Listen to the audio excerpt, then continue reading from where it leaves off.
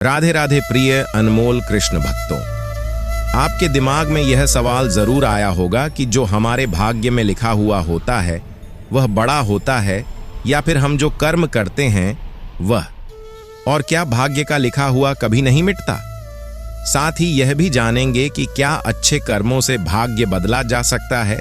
तो दोस्तों, पूरी बात जानने के लिए वीडियो को अंत तक पूरा देखें और सबसे पहले कमेंट में जय श्री राधे कृष्णा जरूर लिखें। तो चलिए जानते हैं मित्रों। सबसे पहले आपको वह कहानी सुना रहा हूं जो पुराने समय में मिलती है, जिससे आपको सब कुछ समझ आ जाएगा। शाम का समय था। कुंदन नगर का बाजार अपनी चहल पहल से गुलजार था। कहीं कोई कीमती कपड़े बेच रहा था तो कहीं कोई सुनार अपनी दुकान सजा रहा था। भीड़ में से रास्ता बनाता हुआ एक आदमी पूरे शानो शौकत के साथ चला आ रहा था। उसका नाम था जोरावर। वह कुंदन नगर का सबसे अमीर और रुतबेदार व्यापारी था। जोरावर के हाथ में एक सोने की अंगूठी थी, जिसमें बीचों बीच एक बेशकीमती हीरा जड़ा हुआ था, जिसकी चमक आंखों को चौंधियां देती थी। उसके साथ दो नौकर थे जो उसके पीछे पीछे उसी ऐंठ के साथ चल रहे थे। वह हर दुकान के सामने रुकता मगर कुछ खरीदता नहीं। दुकानदारों को ऊपर से नीचे तक देखता, मानो वह उन्हें किसी लायक नहीं समझता। उसे अपने धन का घमंड था। उसे लगता था कि वह चाहे तो पूरा बाजार खरीद सकता है। तभी उसकी नजर बाजार के एक कोने में बैठे एक बूढ़े बढ़ई पर पड़ी। वह लकड़ी के पुराने बर्तन और खिलौने बेच रहा था। उसके पास ग्राहक तो दूर, कोई झांकने तक नहीं आ रहा था। जोरावर हंसते हुए उसकी ओर बढ़ा और व्यंग्य से बोला, इन जैसे लोग पूरी जिंदगी मेहनत करेंगे फिर भी गरीब ही रहेंगे। शायद किस्मत भी इन पर हंसती होगी। बूढ़े ने सिर उठाया और गहरी आंखों से जोरावर की ओर देखा। उनमें वर्षों का अनुभव झलक रहा था। वह शांत स्वर में बोला, बेटा, किस्मत एक पल में बदल सकती है। आज तेरा समय है, कल किसी और का होगा। घमंड की दीवारें ऊंची जरूर होती हैं, मगर जब गिरती हैं तो आदमी को पाताल तक ले जाती हैं। जोरावर ठहाका मारकर हंसा, मेरे साथ ऐसा कुछ नहीं होगा। मैं इस शहर का सबसे बड़ा व्यापारी हूं। बूढ़ा मुस्कुराया और बस इतना कहा, यह तो समय ही बताएगा। जोरावर सिर झटकता हुआ आगे बढ़ गया। उसे क्या मालूम था कि किस्मत अब पलटने वाली है। उसका घमंड उसे कहां ले जाएगा, ये कहानी अब शुरू होने वाली थी। अगले दिन सूरज की पहली किरण के साथ बाजार फिर से जगमगा उठा। दुकानदार अपनी दुकानें खोल रहे थे, मजदूर बोरियों में सामान ढो रहे थे और ग्राहक खरीदारी में लगे थे। चारों ओर चहल पहल थी, लेकिन जोरावर की हवेली के बाहर एक अजीब सा सन्नाटा पसरा हुआ था। उसके नौकर हवेली के बाहर खड़े होकर उसका इंतजार कर रहे थे।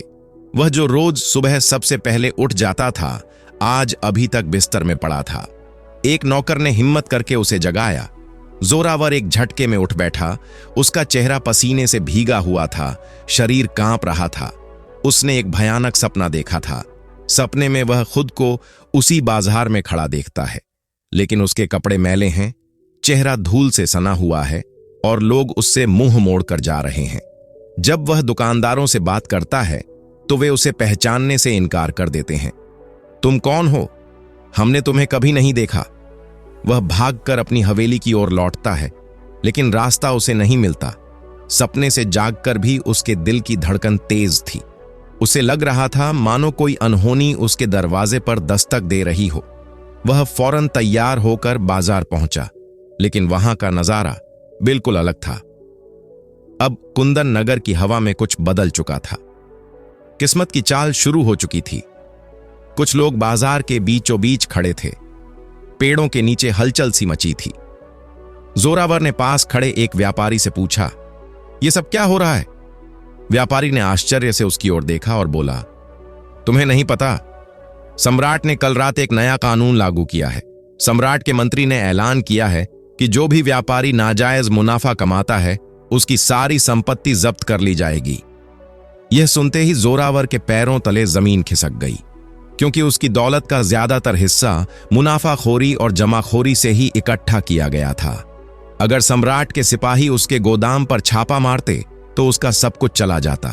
उसने घबराहट में खुद को संभाला और फौरन अपने नौकरों को बुलाकर आदेश दिया, तुरंत गोदाम में जाकर सारा कीमती सामान कहीं और छुपा दो। इसी बीच सम्राट के सिपाहियों का एक दस्ता बाजार में दाखिल हुआ। लोग घबराकर उनके रास्ते से हटने लगे। सिपाहियों के बीच में एक आदमी खड़ा था, सम्राट का मंत्री। मंत्री ने एक कागज निकाला और ऊंची आवाज में ऐलान किया, कुंदन नगर के व्यापारी जोरावर पर जमाखोरी, मुनाफाखोरी और धोखाधड़ी के गंभीर आरोप हैं। सम्राट के आदेशानुसार उसकी सारी संपत्ति और कारोबार जब्त किए जाते हैं। यह सुनते ही जोरावर के चेहरे का रंग उड़ गया। उसने आसपास खड़े लोगों की ओर देखा, लेकिन कल तक जो लोग उसके सामने सिर झुकाते थे, आज उससे नजरें चुरा रहे थे। कोई उसके पक्ष में कुछ नहीं बोला, कोई मदद के लिए आगे नहीं आया। तभी उसकी नजर बाजार के कोने में बैठे उसी बूढ़े बढ़ई पर पड़ी जो कल उसे समझा रहा था। बूढ़े ने एक नजर जोरावर पर डाली और शांत स्वर में कहा, मैंने कहा था ना, घमंड की दीवार चाहे जितनी ऊंची हो, जब गिरती है तो इंसान को पाताल में ले जाती है। अब जोरावर के दिल की धड़कन तेज हो चुकी थी। सिपाही उसे पकड़कर सम्राट के दरबार में ले गए। दरबार भरा हुआ था। सम्राट अपने सिंहासन पर बैठा था। चारों तरफ व्यापारी, आम नागरिक और वे लोग भी मौजूद थे जो कल तक जोरावर की चापलूसी किया करते थे। लेकिन आज उनकी आंखों में डर, नफरत और नफरत में लिपटी चुप्पी थी। हमदर्दी का कहीं नामो निशान नहीं था। जोरावर के मन में एक ही सवाल घूम रहा था, ये सब मेरे साथ ही क्यों हुआ? कल तक मैं इस नगर का सबसे बड़ा व्यापारी था और आज एक अपराधी की तरह यहां खड़ा हूं। सम्राट ने मंत्री की ओर देखा और पूछा, मंत्री, क्या तुम्हें यकीन है कि यह आदमी मुनाफाखोरी और जमाखोरी में लिप्त है? मंत्री ने सिर झुकाकर कहा, महाराज, हमारे गुप्तचरों की रिपोर्ट के अनुसार जोरावर ने अनाज और जरूरी वस्तुएं बड़ी मात्रा में छुपा कर रखी थीं, ताकि जब बाजार में कमी हो तब वह उन्हें ऊंचे दामों पर बेचकर भारी मुनाफा कमा सके। जब हमने इसके गोदाम पर छापा मारा तो वहां सैकड़ों बोरियां अनाज की मिली, जबकि बाजार में लोग भूख से मर रहे हैं। यह सुनते ही दरबार में एक शोर मच गया। लोग आपस में कानाफूसी करने लगे। कुछ महीने पहले कुंदन नगर में सूखा पड़ा था। लोग रोटी के एक एक टुकड़े को तरस रहे थे। अब सबकी समझ में आने लगा कि उनकी इस हालत के पीछे जोरावर जैसे लालची लोग थे। जोरावर यह सब सुनकर कांप उठा, लेकिन उसने हिम्मत जुटाई और बोला, महाराज, मैं निर्दोष हूं, मुझे फंसाया गया है। परंतु उसकी आवाज में पहले जैसी ताकत नहीं थी। वह डर, शर्म और पछतावे के बीच झूल रहा था। मैंने तो हमेशा मेहनत से ही दौलत कमाई है, कभी किसी के साथ अन्याय नहीं किया। जोरावर की आवाज थरथरा रही थी, पर उसका चेहरा अब भी अपने बचाव की उम्मीद में था।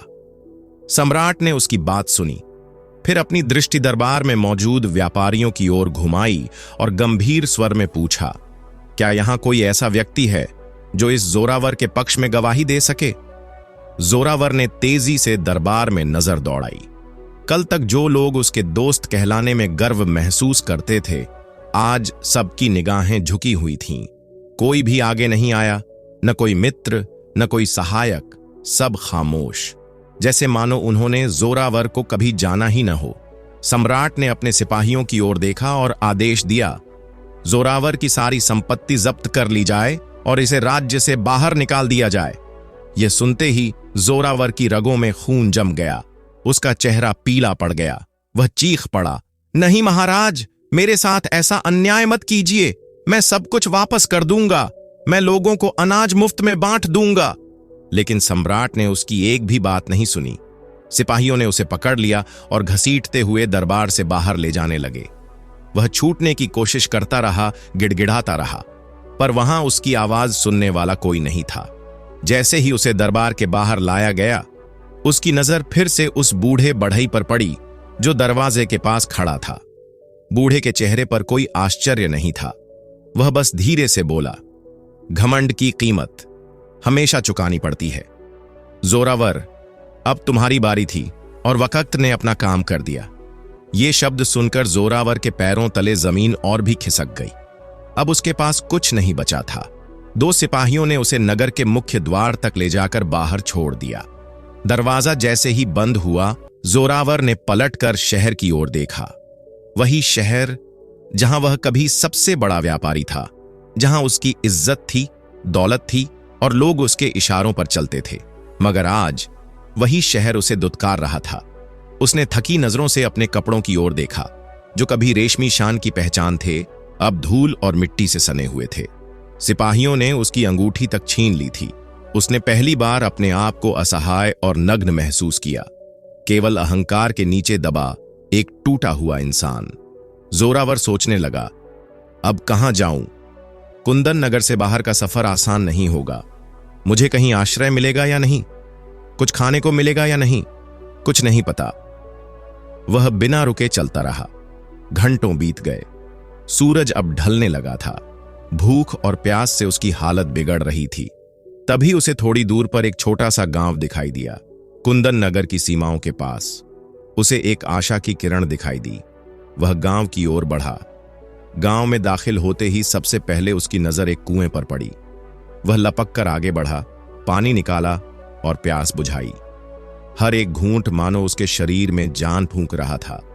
लेकिन जैसे ही उसकी नजर कुएं के पास बैठे कुछ लोगों पर पड़ी, उसका दिल एक बार फिर धक से रह गया। वह सब लोग लकड़ी के बर्तन और खिलौने बना रहे थे। उनमें से एक था वही बूढ़ा बढ़ई। बूढ़े ने जोरावर को देखा, लेकिन उसके चेहरे पर कोई हैरानी नहीं थी, जैसे वह जानता था कि एक दिन यह समय आना ही था, तो किस्मत ही तुम्हें यहां ले आई, जोरावर। बूढ़े ने गहरी नजर से उसे देखते हुए कहा। जोरावर ने कुछ नहीं कहा। कल तक जिसे वह एक मामूली बढ़ई समझता था, आज वही आदमी उसके सामने खड़ा था, जबकि खुद जोरावर, जिसने कभी शाही ठाठ में जीवन जिया था, अब एक टूटा, असहाय और साधारण इंसान बन चुका था। मुझे काम चाहिए, जोरावर ने धीमे और शर्मिंदगी भरे लहजे में कहा। मैं भूखा हूं, मेरे पास अब कुछ नहीं बचा है। बूढ़े ने उसकी बात ध्यान से सुनी, फिर उसके पास आकर बोला, दौलत के नशे में इंसान अक्सर भूल जाता है कि असली संपत्ति हाथ का हुनर होता है। अगर तुम सच में कुछ सीखना चाहते हो तो मैं तुम्हें काम दे सकता हूं, लेकिन याद रखो, यह तुम्हारे घमंड का असली इम्तिहान होगा। जोरावर ने तुरंत कहा, मैं सब कुछ करने को तैयार हूं। बूढ़े ने एक लकड़ी का टुकड़ा उसकी ओर बढ़ाया और कहा, पहले इसे तराशना सीखो, यही तय करेगा कि तुम काम के लायक हो या नहीं। जोरावर ने कांपते हुए हाथों से वह लकड़ी का टुकड़ा ले लिया। वह आदमी जो कल तक रेशमी वस्त्रों में बैठा व्यापार चलाता था, आज एक मामूली मजदूर की तरह कुछ नया सीखने की राह पर था। क्या वह यह काम कर पाएगा? क्या वह सचमुच बदल पाएगा? रात अब गहराने लगी थी। गांव के घरों में छोटे छोटे दिए जल रहे थे, पर जोरावर की रात भारी और कठिन थी। वह एक लकड़ी के तख्त पर बैठा था, एक हाथ में चाकू और दूसरे हाथ में कुछ औजार। उसके सामने एक मोटा लकड़ी का टुकड़ा पड़ा था, जिसे वह तराशने की कोशिश कर रहा था। नजदीक ही वह बूढ़ा बढ़ई चुपचाप बैठा उसे देख रहा था। जोरावर के हाथ कांप रहे थे। उसने अपनी जिंदगी में कभी इस तरह का काम नहीं किया था। कुछ ही मिनटों में वह झल्लाकर खड़ा हो गया। उसने चाकू जमीन पर फेंका और चीखा, यह बहुत मुश्किल है, मैं यह नहीं कर सकता। मैं एक व्यापारी था, मैंने कभी ऐसा काम नहीं किया। उसके चेहरे पर गुस्सा और हताशा साफ दिख रही थी। बूढ़े ने शांत स्वर में कहा, तुम्हारे हाथ मेहनत के आदी नहीं हैं, पर तुम्हारा घमंड अब भी जिंदा है। अगर सच में बदलना चाहते हो तो सब्र रखो और सीखो। जोरावर ने गहरी सांस ली, चुपचाप वापस बैठा और फिर से लकड़ी तराशने लगा। अब वह जान चुका था, पीछे लौटने का कोई रास्ता नहीं बचा। अगले कुछ दिनों तक यही सिलसिला चला। वह सुबह सवेरे उठता, लकड़ी तराशता, कभी ठीक करता, कभी गलती कर बैठता, पर हार नहीं मानता। समय बीतता गया। धीरे धीरे उसके हाथों ने हुनर पकड़ना शुरू किया। 1 महीने बाद अब वह लकड़ी के सुंदर खिलौने और बर्तन बनाने में निपुण हो चुका था। हर सुबह वह बूढ़े बढ़ई के साथ काम में जुट जाता और शाम को बाजार में जाकर अपनी बनाई हुई चीजें बेचता। अब जोरावर, जिसने कभी घमंड की ऊंचाई को छुआ था, अब विनम्रता के साथ मेहनत की सच्ची राह पर चल रहा था। आज भी जोरावर बाजार में खड़ा था, मगर आज कुछ अलग हुआ। एक अमीर व्यापारी वहां से गुजर रहा था। उसने जोरावर के हाथ से एक लकड़ी का बर्तन उठाया और उसे ध्यान से देखने लगा। सचमुच, यह तो बहुत ही खूबसूरत है। क्या तुमने इसे बनाया है? व्यापारी ने पूछा। जोरावर ने पहली बार घमंड नहीं बल्कि विनम्रता से मुस्कुराते हुए जवाब दिया, जी हां, इसे मैंने ही बनाया है। व्यापारी प्रभावित होकर बोला, तुम जैसे हुनरमंद लोग बहुत कीमती होते हैं। मैं तुमसे ये बर्तन खरीदना चाहता हूं, बल्कि अगर तुम चाहो तो मेरे लिए काम भी कर सकते हो। जोरावर चकित रह गया। यह वही व्यापारियों की बिरादरी थी जो कल तक उसे दुत्कारती थी और आज उसके हाथ के हुनर की सराहना कर रही थी। रात को जब वह अपने झोपड़े में लौटा तो उसने सारी बात बूढ़े बढ़ई को बताई। बूढ़ा मुस्कुराया और बोला, हाथों में अगर सिर्फ दौलत हो तो वह घमंड लाती है, मगर जब हाथों में हुनर हो तो वही हाथ सम्मान के काबिल बन जाते हैं। जोरावर ने सिर झुका लिया। आज पहली बार उसने सच्चाई को महसूस किया था। घमंड इंसान को कहीं का नहीं छोड़ता, लेकिन मेहनत और हुनर उसे फिर से खड़ा कर सकते हैं। 2 साल बीत गए। वही जोरावर, जो एक समय कुंदन नगर का सबसे बड़ा व्यापारी था, अब एक माहिर बढ़ई बन चुका था। उसके बनाए लकड़ी के बर्तन, खिलौने और सजावटी वस्तुएं अब सिर्फ गांव में नहीं बल्कि कुंदन नगर के बाजारों में भी मशहूर हो चुकी थीं। उसका नाम अब दौलत से नहीं बल्कि हुनर और ईमानदारी से जुड़ चुका था, मगर अब उसके चेहरे पर घमंड नहीं बल्कि विनम्रता और अनुभव की रेखाएं थीं। आज पहली बार वह वापस कुंदन नगर लौट रहा था। वही नगर जिसने उसे अपमानित करके बाहर निकाल दिया था। वही बाजार जहां कभी वो रेशमी वस्त्रों में घूमता था, आज वह वहां एक साधारण कारीगर की तरह जा रहा था। मगर इस बार वह खाली हाथ नहीं था। उसके साथ था उसका हुनर, मेहनत और एक बदला हुआ दिल। कुंदन नगर में उसने एक छोटी सी दुकान खोली जहां वह अपने हाथों से बनी लकड़ी की चीजें बेचने लगा। लोग उसकी कारीगरी की तारीफ करने लगे। धीरे धीरे उसका व्यापार फिर से चल पड़ा, मगर इस बार वो मुनाफे के पीछे नहीं, ईमानदारी और मेहनत के साथ आगे बढ़ रहा था। एक दिन जब वह दुकान पर काम कर रहा था, उसकी नजर उसी बूढ़े बढ़ई पर पड़ी जो बाजार से गुजर रहा था। जोरावर तुरंत आगे बढ़ा, उसके पैर छू लिए और भावुक स्वर में बोला, बाबा, आज जो कुछ भी हूं वो आपकी वजह से हूं। मैंने घमंड छोड़ दिया है और मेहनत को अपना लिया है। उसकी आंखों में आज सच्चाई और कृतज्ञता की चमक थी। बूढ़े ने मुस्कुराकर उसके सिर पर हाथ रखा और कहा, घमंड तभी टूटता है जब इंसान को यह समझ में आ जाए कि वो सच में कुछ नहीं है, और वही समझ उसे सबसे बेहतर बना देती है। दूसरी ओर कुंदन नगर के सम्राट का दरबार लगा था। मंत्रियों के बीच चर्चा हो रही थी। कुछ महीने पहले एक मंत्री ने सम्राट को बताया था, महाराज, वही जोरावर जो कभी मुनाफाखोरी करता था, आज नगर का सबसे ईमानदार व्यापारी बन चुका है। वो लोगों को सिखाता है कि दौलत का घमंड कैसे बर्बाद करता है और मेहनत कैसे इंसान को दोबारा अमीर बनाती है। सम्राट यह सुनकर हैरान हुआ। उसने जोरावर को दरबार में बुलाया। जब जोरावर दरबार में पहुंचा, उसकी नजरें झुकी हुई थीं। सम्राट ने सख्त स्वर में पूछा, जोरावर, क्या तुम्हें याद है जब तुम्हें इसी नगर से बेइज्जत करके निकाला गया था? जोरावर ने सिर झुकाकर कहा, जी महाराज, वो मेरी जिंदगी का सबसे बड़ा सबक था। आज मैं जान चुका हूं कि घमंड की दीवार कितनी कमजोर होती है। सम्राट मुस्कुराया और कहा, पहले तुम सिर्फ एक धनवान व्यापारी थे, पर ईमानदार नहीं थे। आज तुम्हारे पास सबसे बड़ी दौलत है, ईमानदारी। और सच कहूं, यही असली धन है। मैं तुम्हें दोबारा कुंदन नगर में व्यापार करने की अनुमति देता हूं, लेकिन एक शर्त है, तुम अपना हुनर दूसरों को सिखाओगे और ईमानदारी को कभी नहीं छोड़ोगे। जोरावर ने भावुक होकर सिर झुका लिया और कहा, महाराज, यही अब मेरा धर्म है। यह सुनकर जोरावर की आंखों में आंसू आ गए। वो भावुक होकर बोला, महाराज, मैं वादा करता हूं कि अब घमंड को कभी भी अपने पास नहीं आने दूंगा। और यहीं से उसकी जिंदगी ने एक नया मोड़ लिया। एक बार फिर जोरावर कुंदन नगर का सबसे मशहूर व्यापारी बन गया, मगर इस बार वह सिर्फ धनवान नहीं बल्कि लोगों के लिए एक मिसाल बन चुका था। अब उसकी दुकान पर हर दिन कई लोग आते, कुछ सामान खरीदने और कुछ उसकी बातें सुनने। वह सबको यही कहता, दौलत तो आनी जानी चीज है, मगर हुनर, वह हमेशा इंसान के साथ रहता है। घमंड इंसान को तबाह कर देता है, मगर विनम्रता उसे फिर से खड़ा कर देती है। वही जोरावर जो कभी अहंकार में डूबा रहता था, आज नगर के सबसे सम्मानित लोगों में गिना जाता था, क्योंकि अब वह सचमुच एक बदला हुआ इंसान था। आज की यह कहानी हमें एक गहरी सीख देती है। घमंड के घोड़े पर सवार इंसान भले तेज दौड़ता हो, लेकिन उसका गिरना निश्चित होता है। सच्चा इंसान वह है जो घमंड को पास नहीं फटकने देता, बल्कि मेहनत, ईमानदारी और विनम्रता को अपना मार्ग बनाता है। ऐसे इंसान को सफलता न सिर्फ मिलती है, बल्कि वह दूसरों के लिए भी प्रेरणा बन जाता है। मित्रों, एक बार की बात है, नारद जी ने ब्रह्मा जी से पूछा, हे भगवान, इस संसार में ऐसा देखा जाता है कि कुछ लोगों को बहुत मेहनत के बाद भी कुछ नहीं मिलता, वरन वह उस कार्य के लिए दुख उठाने के बाद भी क्षणिक सुख के पश्चात भयानक दुख का सामना करता है।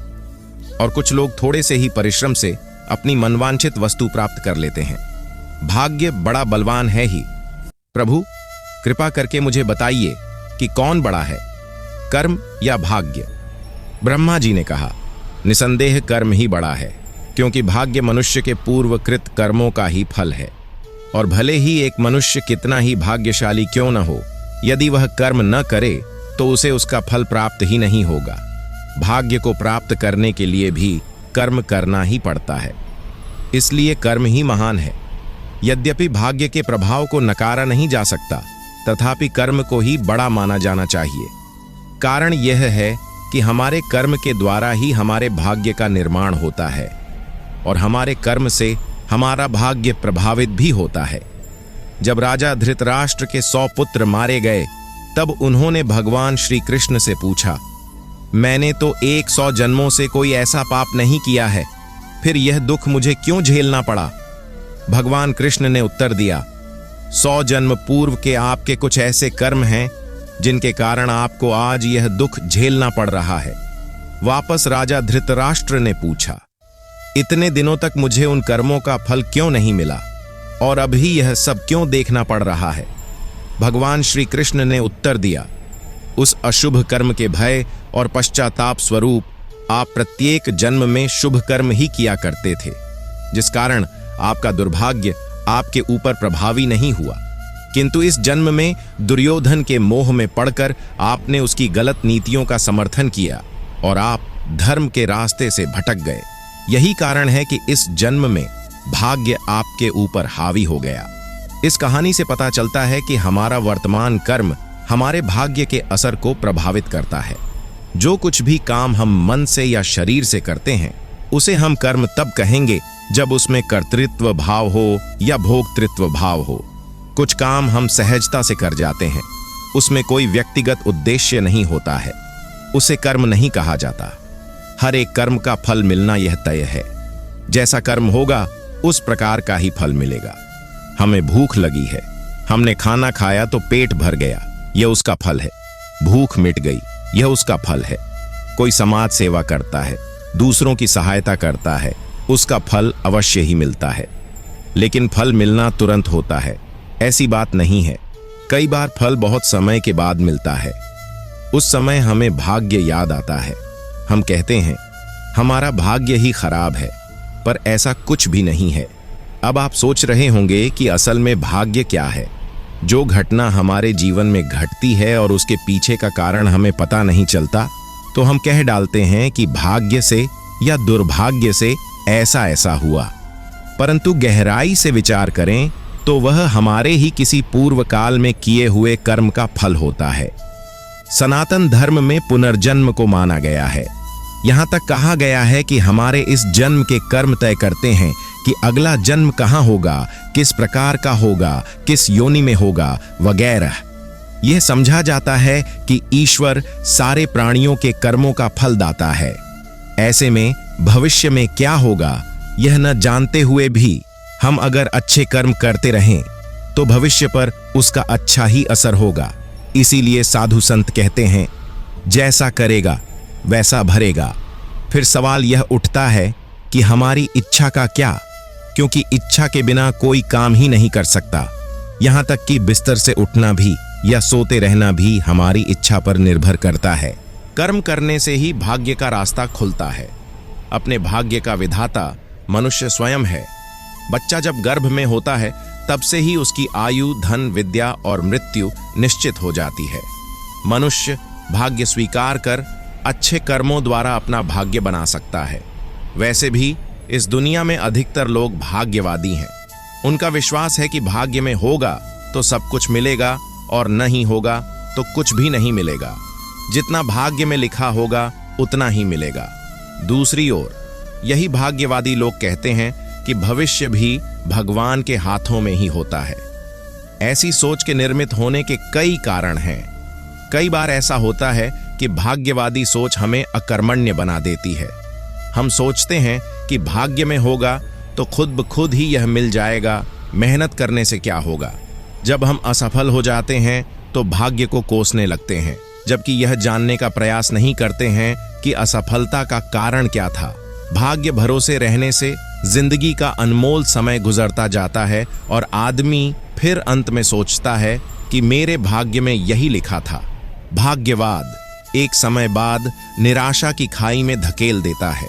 भाग्य उसी का जागृत होता है जो कर्म का छोटा सा चक्का घुमा देता है। भाग्य और कुछ नहीं बल्कि कर्मों का ही फल है।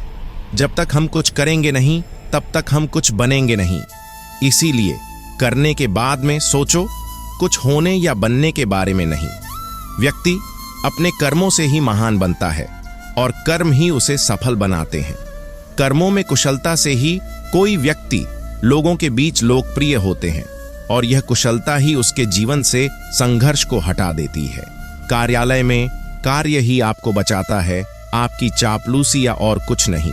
कार्य करने वाले कभी भी भूखे नहीं मरते हैं, चाहे कितने ही संघर्ष क्यों ना उनके सामने आए हों। गीता में कर्म को ही महत्व दिया गया है, ना कि भाग्य को। कर्म कर और फल की चिंता मत कर, क्योंकि फल तो तुझे मिलेगा ही। इसलिए जिंदगी में कर्म बहुत ही जरूरी है, लेकिन सही दिशा में किया गया कर्म भाग्य बनता है। अर्थात भाग्य या दुर्भाग्य हमारे कर्मों का ही फल है। कर्म और भाग्य मिलकर दोनों ही हमारे भविष्य का निर्धारण करते हैं। जब समुद्र मंथन जैसा महान कर्म किया गया तो उसमें से 14 रत्न निकले और उन सभी रत्नों का वितरण कर्मों के अनुसार ही हुआ। अपना भाग्य इंसान खुद लिखता है और अपने मुकाम को हासिल करता है। कई लोग बोलते हैं कि ईश्वर द्वारा भाग्य लिखा जाता है, तो कुछ लोग कहते हैं ग्रह नक्षत्र द्वारा भाग्य तय होता है, लेकिन इंसान अपना भाग्य खुद लिखता है। वह अपनी मेहनत और ईमानदारी से अपना भाग्य बदल सकता है और कार्यों को करता है। ग्रह नक्षत्र और भाग्य के बारे में अनेक धारणा एवं मान्यता प्रचलित हैं। कुछ लोगों का मानना है कि भाग्य ईश्वर के द्वारा रचित है, तो कुछ लोग मानते हैं कि ग्रह नक्षत्र हमारा भाग्य तय करते हैं, तो कुछ कहते हैं कि भाग्य हमारे द्वारा किए गए कर्मों के आधार पर बनता है। मनुष्य शुभ अशुभ कर्म करता है। ईश्वर मनुष्य को उसके कर्मानुसार फल देता है और ग्रह नक्षत्र कर्म फल की सूचना देने के माध्यम है। मनुष्य अपने भाग्य का स्वयं निर्माता है। ज्योतिष विद्या की गणनाएं व्यक्ति के भाग्य और सुख दुख के बारे में सूचना देती है। अगर देखा जाए तो व्यक्ति पूर्व में जो कर्म करता है उसका फल भाग्य के रूप में उसे 1.5 सवेर प्राप्त होता है। यानी कि किसी भी व्यक्ति के भाग्य को उसके द्वारा पहले किए गए कर्मों का प्रतिफल कहा जा सकता है। कर्मफल कितने समय बाद भाग्य बनता है? हमारे द्वारा किए गए कर्मों को भाग्य फल बनने के लिए कभी कभी कुछ समय की आवश्यकता पड़ती है और कभी कर्मफल तत्काल प्राप्त होता है। यही विधि का विधान है। पूर्व में शुभ अशुभ कर्मों के फल को एकत्र कर भविष्य की घटनाओं का सृजन होता है। हर व्यक्ति अपना भाग्य अपने कर्मों द्वारा स्वयं ही लिखता है। कर्म सिद्धांत एवं मान्यताओं के अनुसार कर्म और भाग्य का चक्र एक जन्म तक सीमित नहीं है। पुनर्जन्म इसी का एक हिस्सा है। इसीलिए प्राचीन लाल किताब में कहा गया है कि इंसान बंधा खुद लेख से, अपने लेख विधाता, कलम से हो कलम चले, खुद क्रम पे अपने, झगड़ा अकलना किस्मत हो। प्रत्येक इंसान अपनी किस्मत के हाथों मजबूर है और किस्मत की कलम विधाता के हाथों में है। ईश्वर की यह कलम जो इंसान की किस्मत का निर्धारण करती है, इंसान के खुद के कर्मों पर निर्धारित होती है। लाल किताब कहती है कि किस्मत के लेख का लड़ाई न तो किस्मत का है और न ही अक्ल बुद्धि का है, बल्कि इनका समन्वय ही मानव जीवन है। कर्मों के द्वारा ही भाग्य में परिवर्तन लाया जा सकता है। पिछले जन्म के कर्म और इस जन्म के कर्म दोनों के मिले जुले संयुक्त परिणाम को भाग्य कहा जाता है। अगर पिछले जन्म के कर्मों के फल स्वरूप दुख प्राप्त करना लिखा है, तो इस जन्म में दान, पुण्य, उपाय, ईश्वर आराधना एवं अन्य शुभ कर्मों को करने से दुख में कमी लाई जा सकती है। अशुभ फल को पूर्णतः खत्म नहीं किया जा सकता, बल्कि कुछ सुनिश्चित उपायों द्वारा उनकी दिशा को परिवर्तित किया जा सकता है। कुछ नए शुभ कर्मों द्वारा बुरे कर्मों से प्राप्त होने वाले परिणाम के बीच कोई मजबूत अवरोध पैदा कर दिया जाए, तो शुभ कर्मों से बनी दीवार से मुसीबतें टकराकर निष्फल हो जाती हैं। उचित दिशा में सही कर्म करने से भाग्य बदलने लगता है। बस हमें सही कर्म करने का रास्ता, सही तरीका, सही विधि, सही समय का पता होना चाहिए। इच्छा शक्ति और दृढ़ संकल्प इंसान को रंग से राजा बना सकता है और एक अज्ञानी को महाज्ञानी। इसलिए अगर भाग्य बदलना हो तो सबसे पहले अपनी इच्छा शक्ति और संकल्प को मजबूत करें और सही दिशा में किसी योग्य गुरु के मार्गदर्शन में कर्म करें। निश्चित ही सफलता आपको प्राप्त होगी। मजबूत इच्छा शक्ति एवं दृढ़ संकल्प के द्वारा जीवन को निश्चित रूप से बदला जा सकता है। अब यह बात तो दोस्तों आपको पता ही होगी कि इस संसार में जीवन लेने वाले हर जीव की मृत्यु निश्चित है। मृत्यु के बाद मनुष्य के कर्म तय करते हैं कि उसको स्वर्ग की प्राप्ति होगी या फिर नरक भोगना होगा। जन्म के बाद मनुष्य के साथ जीवन में कई अच्छी और बुरी घटनाएं होती हैं। एक अच्छी घटनाओं के लिए मनुष्य अपनी किस्मत की सराहना करता है, तो बुरी घटनाओं के लिए वह अपने भाग्य को कोसता है। अब ऐसे में सवाल मन में आता है कि भाग्य का लेखा जोखा मनुष्य के जन्म के पहले से ही तय होता है या उसके जन्म के बाद निर्धारित होता है। आचार्य चाणक्य ने बताया है कि किसी भी मनुष्य के भाग्य की 5 चीजें मां के गर्भ में ही तय हो जाती हैं, जिसे कोई भी बदल नहीं सकता। आचार्य चाणक्य ने इसे एक श्लोक के द्वारा समझाया है। आयुः कर्म च विद्या च वित्तम निधनमेव च पंचैतानि विहितानि गर्भस्थस्यैव देहिनः। आचार्य चाणक्य कहते हैं, किसी भी जीव की आयु, कर्म, धन, संपत्ति, विद्या और मौत, ये 5 चीजें उसके भाग्य में उसी समय लिख दी जाती हैं जब वो अपनी मां के गर्भ में होता है। इन चीजों में जीवन भर कोई बदलाव नहीं आता। जिसकी जितनी उम्र होगी वह उतना ही जीता है। आचार्य चाणक्य बताते हैं कि मनुष्य को अपने जीवन में धर्म के मार्ग पर चलकर ज्ञान और धन की कामना करनी चाहिए, जिससे समाज में उस व्यक्ति की प्रतिष्ठा बनी रहे। आचार्य चाणक्य ने अपने नीति शास्त्रों में एक श्लोक के द्वारा इस बात को समझाया है। धर्मार्थ काम मोक्षेषु यस्य कोपि न विद्यते जन्म जननी मतर्येषु मरणम तस्य केवलम। आचार्य चाणक्य कहते हैं कि मनुष्य को अपने जन्म के बाद धर्म, अर्थ, काम और मोक्ष, यह 4 चीजें प्राप्त कर लेनी चाहिए। धर्म के कार्य करते हुए व्यक्ति को धन संपदा प्राप्त करनी चाहिए। उसके बाद विवाह कर अपना गृहस्थ जीवन शुरू करना चाहिए और अंत में मोक्ष की प्राप्ति के लिए भगवान की स्तुति और अच्छे कार्य करने चाहिए।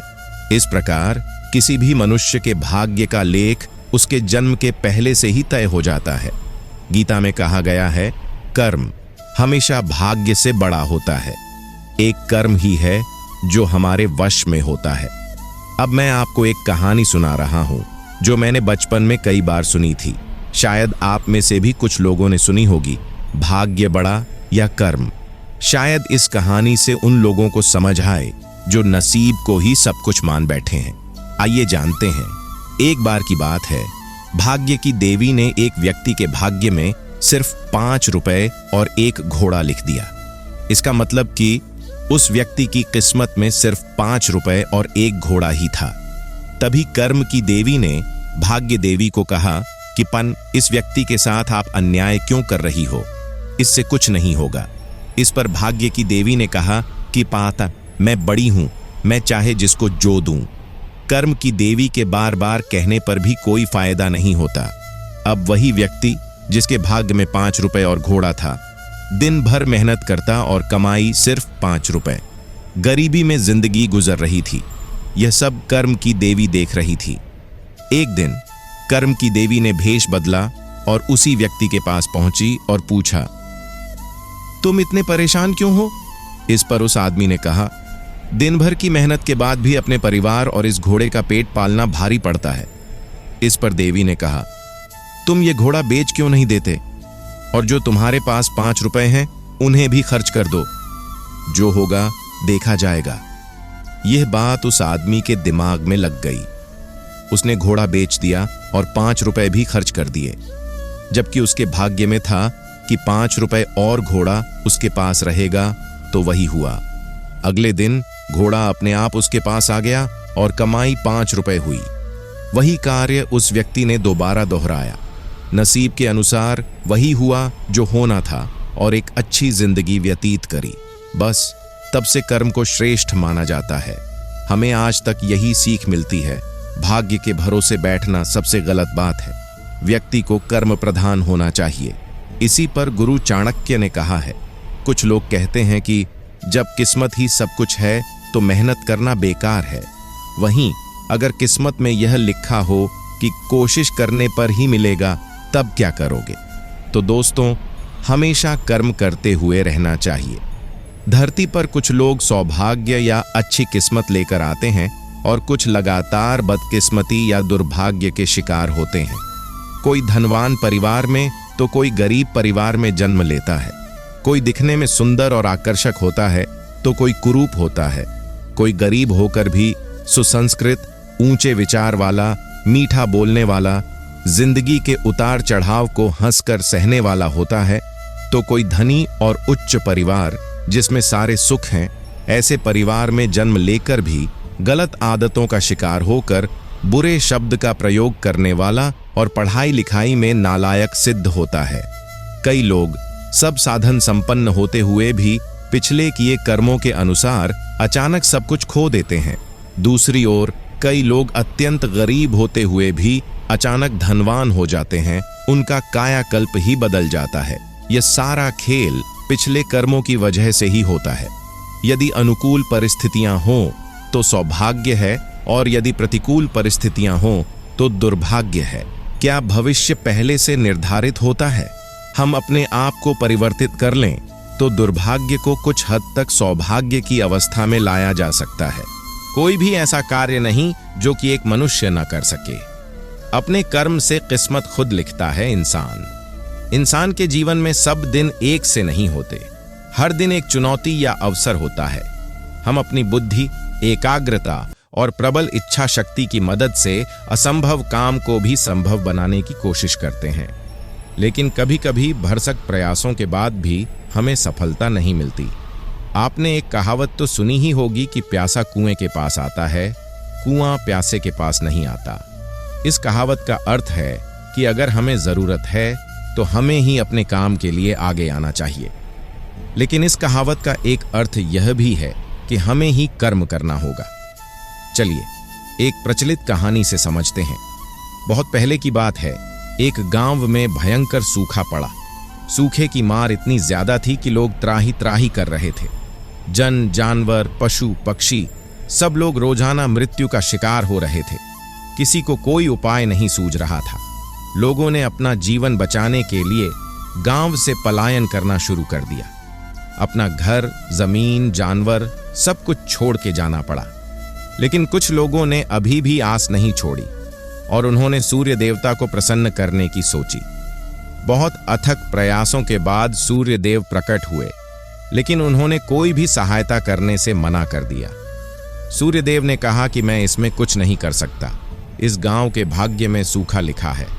विधि के विधान के अनुसार जो होगा वो अच्छा ही होगा। किसानों ने हार नहीं मानी और सोचा कि देवराज इंद्र को प्रसन्न किया जाए। दिन रात का दंड ही धूप में यज्ञ अनुष्ठान किए गए और बड़ी मुश्किल से इंद्र देवता प्रसन्न हुए। लेकिन इंद्र देवता ने भी मना कर दिया। मैं आप लोगों की कोई सहायता नहीं कर सकता। मैं विधि के विधान के आगे मजबूर हूं। इस गांव पर श्राप है कि 10 साल तक सूखा रहेगा और इस गांव के भाग्य में यही लिखा है। लेकिन मुझसे आपकी स्थिति देखी नहीं जा रही। क्यों नहीं?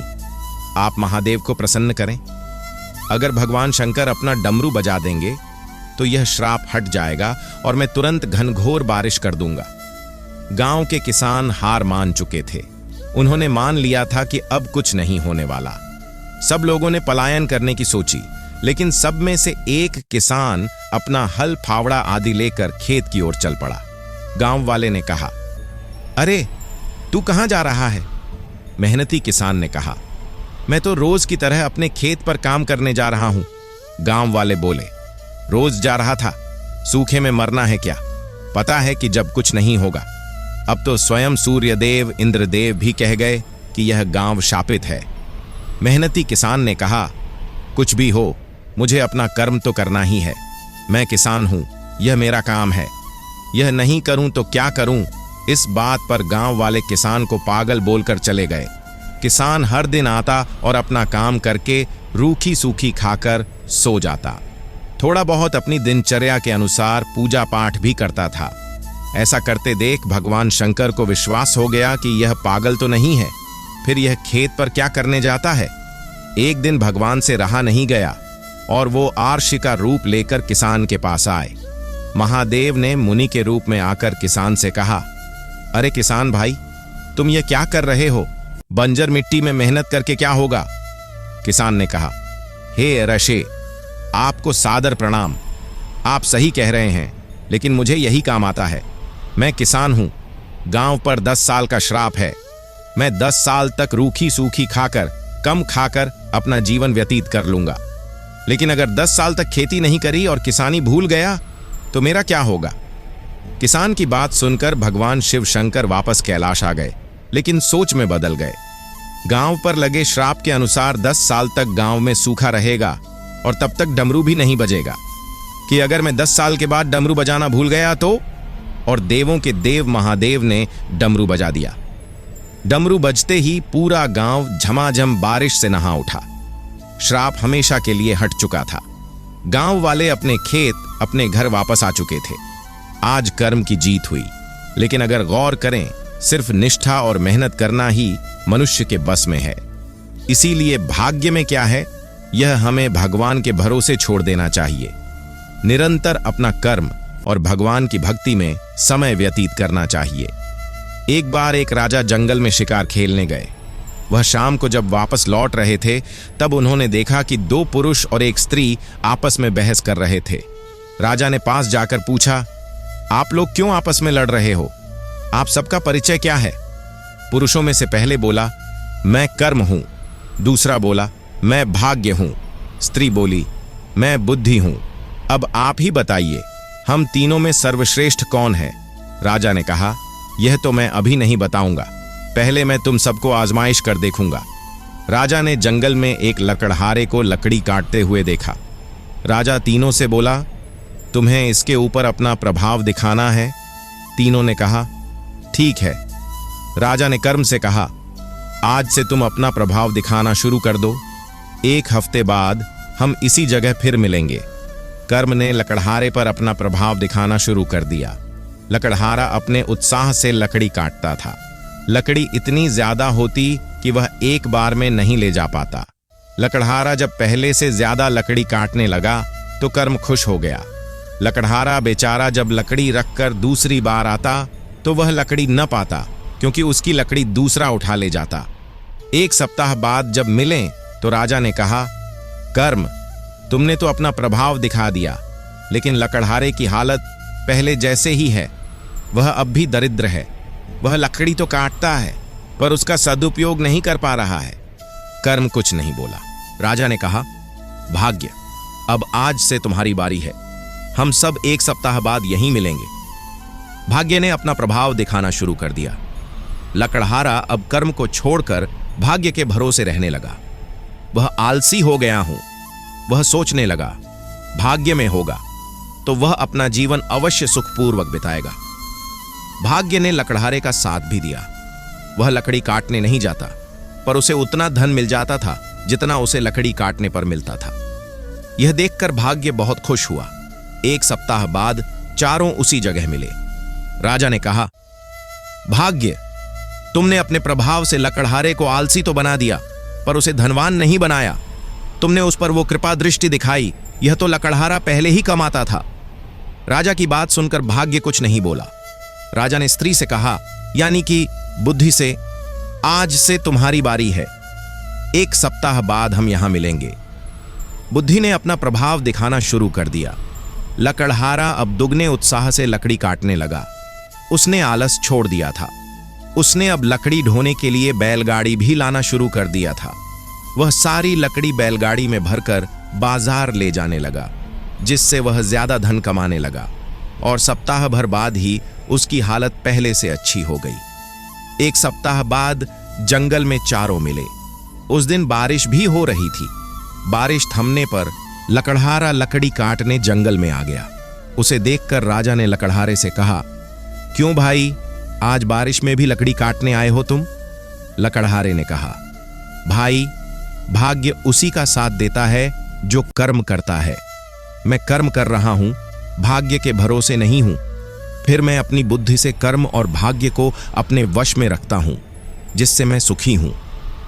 राजा ने मुस्कुराते हुए तीनों की ओर देखा और बोले, अब तो तुम सब समझ ही गए होंगे। तीनों ने कुछ नहीं कहा और नतमस्तक होकर चल दिए।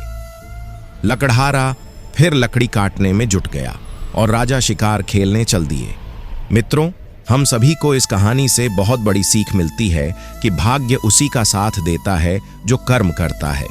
तो दोस्तों, हमेशा अच्छे कर्म करते रहना चाहिए, क्योंकि कर्म अच्छे करेंगे तो अपने आप ही हमारा भाग्य अच्छा ही होगा। लेकिन अगर हम बुरा कर्म करते रहेंगे और सोचेंगे कि हमारा भाग्य अच्छा हो, तो ऐसा संभव नहीं है। हमेशा दूसरों की मदद करें और हमेशा अपने दिल की आवाज सुनकर लोगों की मदद करने के लिए आगे रहें। तो दोस्तों, कैसा लगा आपको आज का यह वीडियो, कर्म बड़ा या भाग्य? उम्मीद है आपको यह वीडियो जरूर पसंद आया होगा। अगर आपको यह वीडियो पसंद आया है तो हमारे वीडियो को लाइक करें और कमेंट में जय श्री कृष्णा जरूर लिखिए। ऐसी वीडियो और पाने के लिए चैनल को सब्सक्राइब करें। धन्यवाद। जय श्री कृष्णा। राधे राधे। मिलते हैं ऐसी ही अगली वीडियो में।